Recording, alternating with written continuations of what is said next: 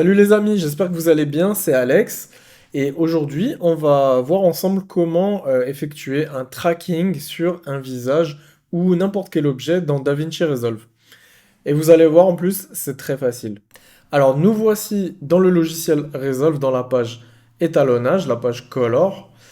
Et on va travailler aujourd'hui dans cet exemple sur un plan tourné en Blackmagic Raw que nous avons ici. Et comme nous travaillons en DaVinci WireGB Color Managed, eh bien, le logiciel nous a automatiquement fait la conversion du format RAW vers le Rec 709 que nous voyons ici.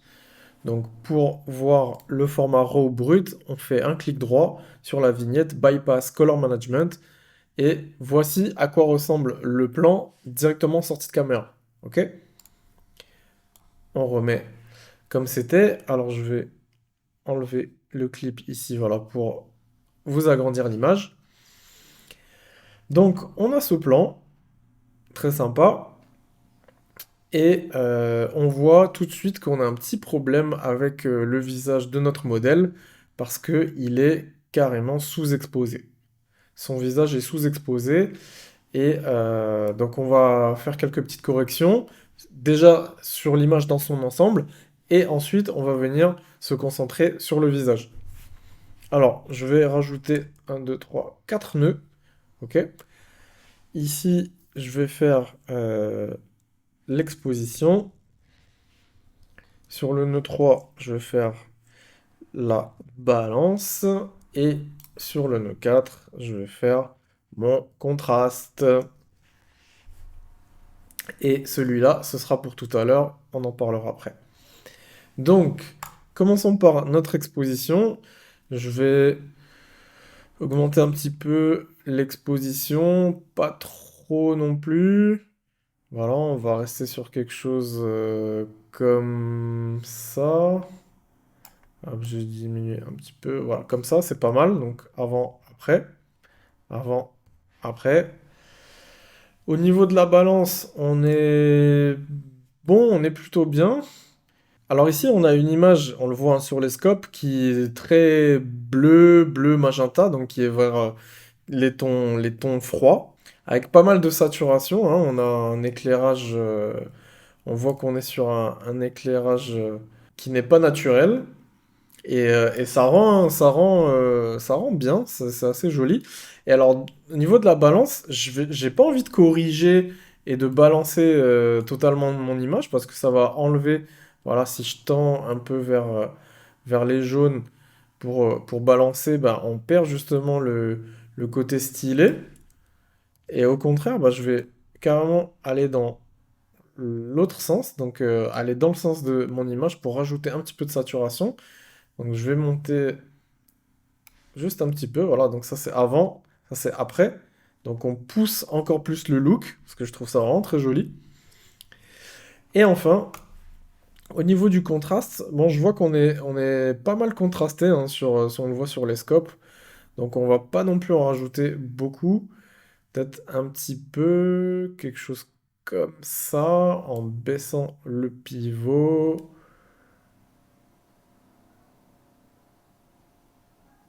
Voilà. Avant, après. Donc on a rajouté un petit peu de contraste. Avant, après. Super. Et ben là, c'est vraiment pas mal, hein. Si je désactive tous les nœuds, on passe de ça à ça. Mais j'ai quelque chose vraiment qui me dérange dans cette image là actuellement, c'est le visage de mon personnage. Donc c'est vraiment sous-exposé. Donc on le voit hein, quand je mets la souris ici sur son visage, regardez la waveform. Voilà, on est vraiment très très bas quoi en termes d'exposition. On est ici.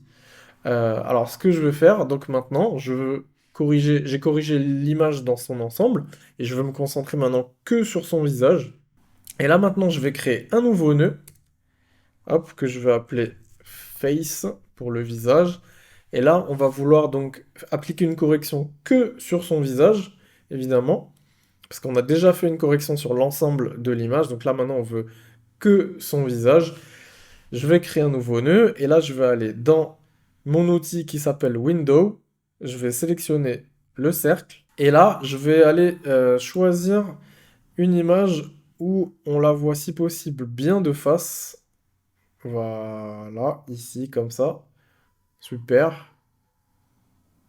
Ah, c'est parfait. Je vais bien centrer mon outil. Voilà, quelque part comme ça. Comme ça. Ok, super. Je rajoute du dégradé, du softness. Ok. Si j'active le highlight ici, je vois voilà, que on a rajouté un peu de dégradé, donc c'est très bien. Maintenant que j'ai fait cette sélection, si je bouge dans ma vidéo, bah, mon outil, lui, il bouge pas, il suit pas. Il faut aller activer donc un autre outil qui s'appelle le tracker, qui est juste ici. Donc on va activer le tracker, et là, on peut traquer le pan, le tilt, le zoom, la rotation et la perspective 3D. Alors nous, dans notre cas, on va juste décocher la perspective 3D, on va garder tout le reste pour un résultat optimal, et on va tout simplement faire un track forward and reverse, c'est-à-dire traquer vers l'avant et traquer vers l'arrière, et on va laisser Resolve faire sa magie.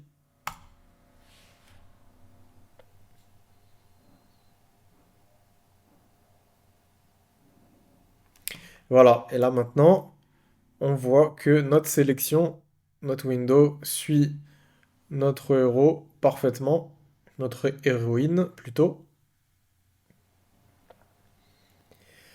Et ici, c'est tout bon. Donc maintenant qu'on a notre sélection, on va aller dans les courbes, l'outil Curves, et on va tout simplement venir quelque part par là, augmenter la luminosité dans les moyennes lumières.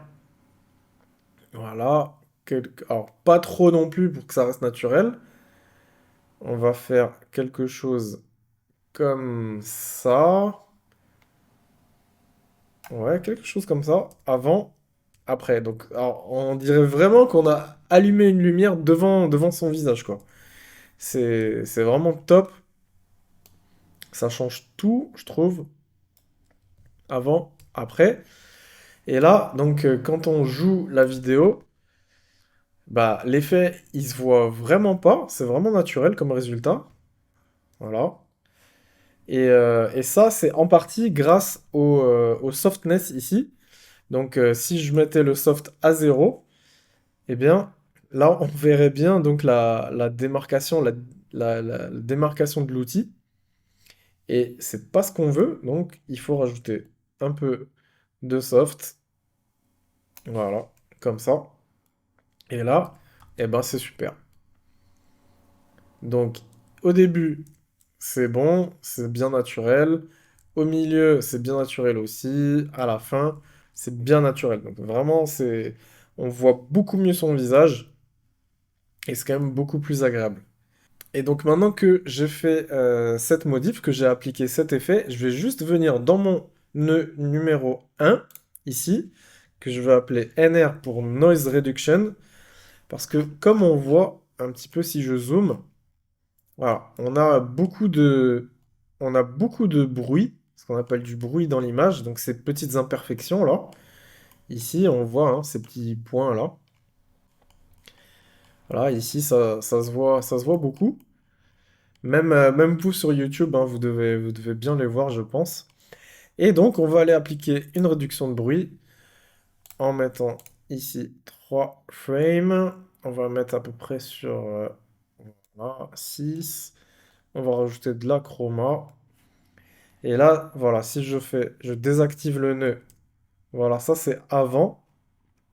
Si j'active, c'est après. Bon, c'est quand même beaucoup mieux. Je vais mettre en full screen, avant, après.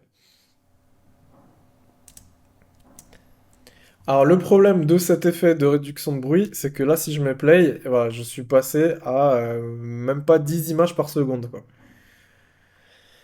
Si je désactive le nœud et que je remets play, voilà, ça joue correctement à 25 images par seconde.